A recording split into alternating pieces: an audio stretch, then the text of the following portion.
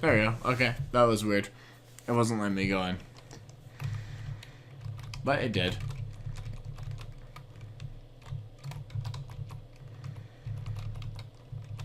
Alright, so let's just kill this. That's difficult. I don't know if we've actually seen a glowing monster. If we have, I haven't really paid attention to it because I just killed it. They typically have some sort of increase in their stats and a debuff or buff. Most usually a buff on them.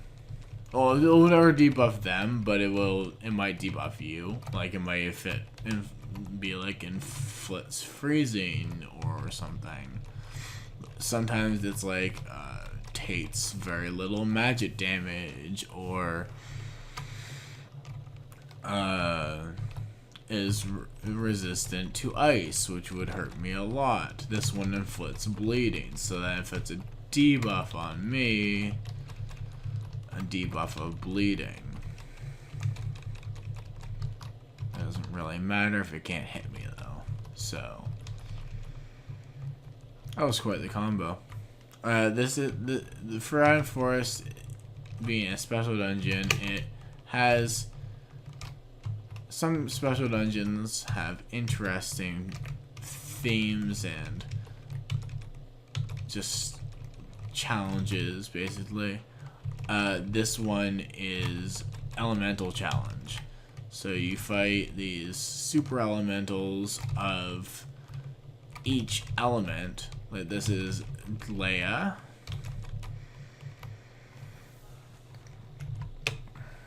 And I'm not having the greatest time against them. However, I'm not dying anytime soon because of my passive, so that's fine. It's not great being a melee against Leia because of that move. It's so annoying. I know it spawns elementals as you fight it, just over time. Like, this is so annoying. It just keeps going super armor, and like they're naturally just tough. Like you can't really grab them. You can't really combo them because they don't get knocked back. That one didn't get sucked in.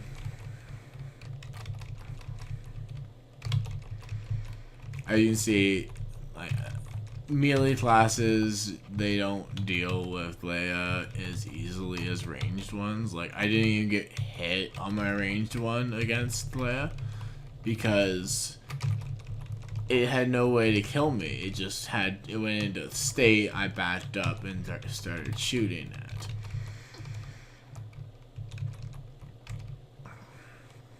It's actually not uncommon for me to die here.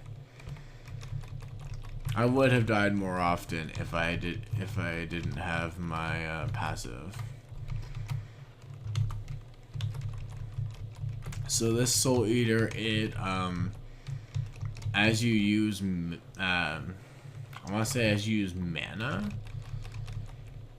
it booms you. It basically puts a explosion at your feet.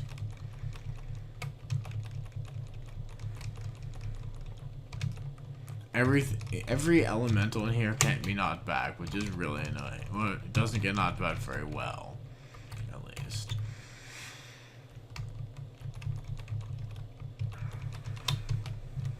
So this is the ice one. I don't affect ice as much, but they don't affect me as much. So it's a lose-lose situation.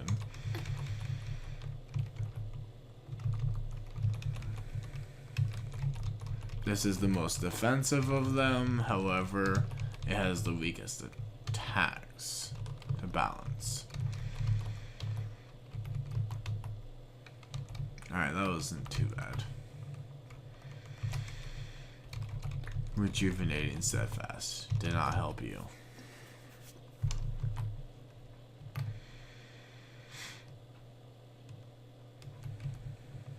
Alright.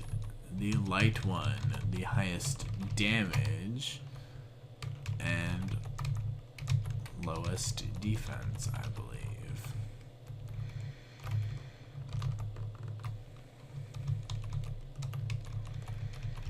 I actually don't know if that was fastest. It might have been. Alright, now for the boss. The superior versions of everything that is fought. Flame, Hulk, Dead Merker, Aquarius, and Larian. Random fact, summoners can summon everything you saw here. Or at least all the elementals. You can't summon the little weird bunny things.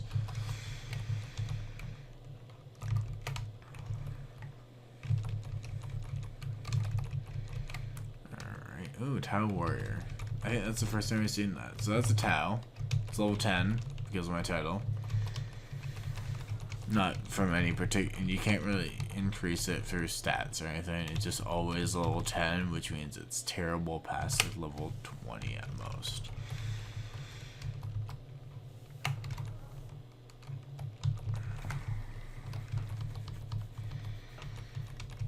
Alright.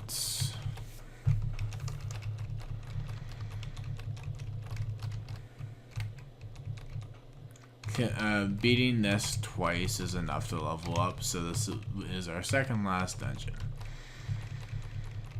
And thank goodness, because this is getting out of hand. Like,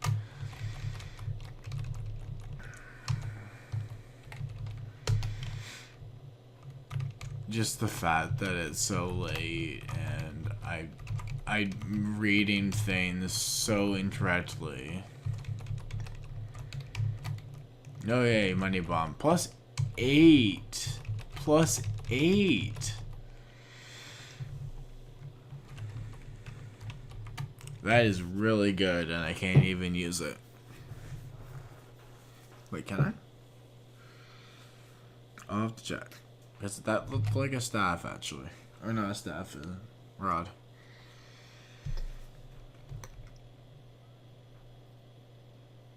No, it's a bludgeon. I thought so.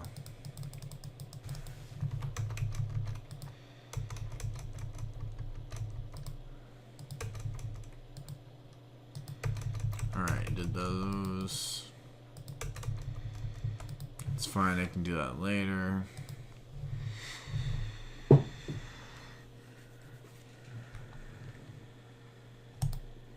Alright, so this is our last dungeon, and that would make this account all caught up to my old one.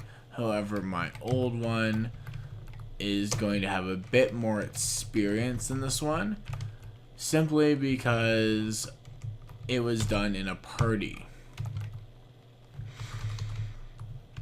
The name next time will be VC Games, like just regular, not 2.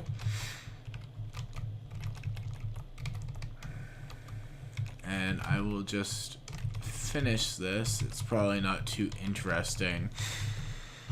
In fact, I am probably going to speed up this part because I just did it and I don't really have too much more commentary before the next episode. Just that expect this to be a regular series until we reach Matt's level, or until the game shuts down or the beta closes or whatever have you. So basically, it will probably be recorded in batches of an hour to an hour and a half. We may or may not use all of our fatigue. That's up to us how we feel on that day, how long it's been going. Probably not. It's probably best to assume we will not be using all of our fatigue and probably just going for like an hour or so.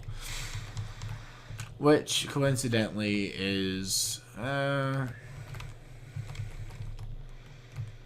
I do it 3 separate parts, then yeah, that's 20 minutes per part.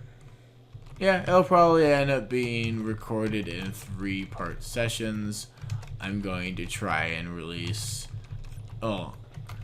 I'll have it done the next day, but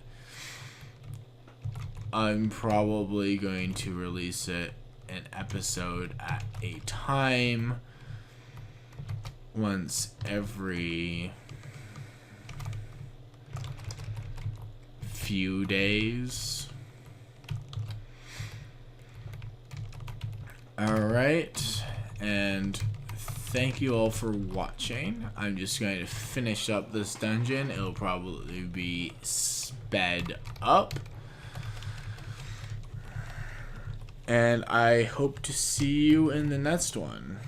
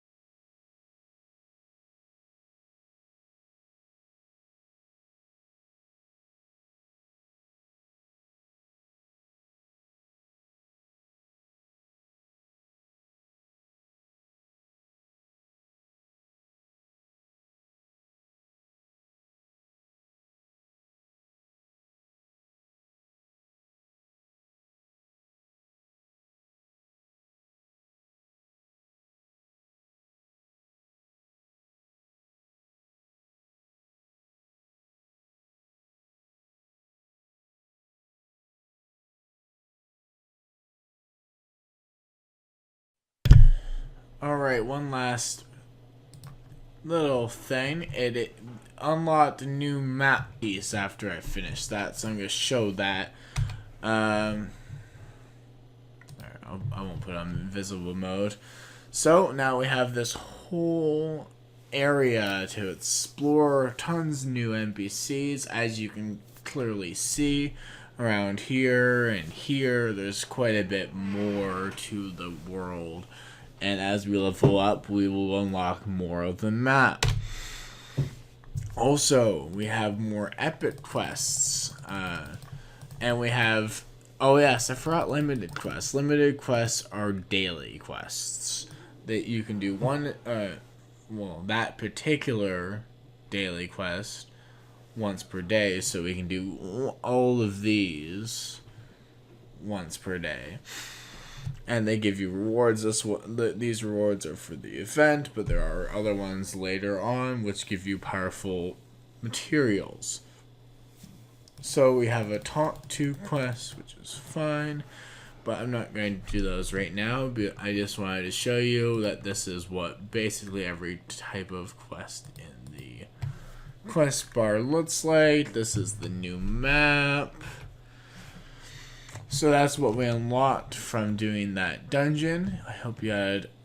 And I'm going to sign off once again. So, once again, hope you had a great time, and we'll see you in the next one.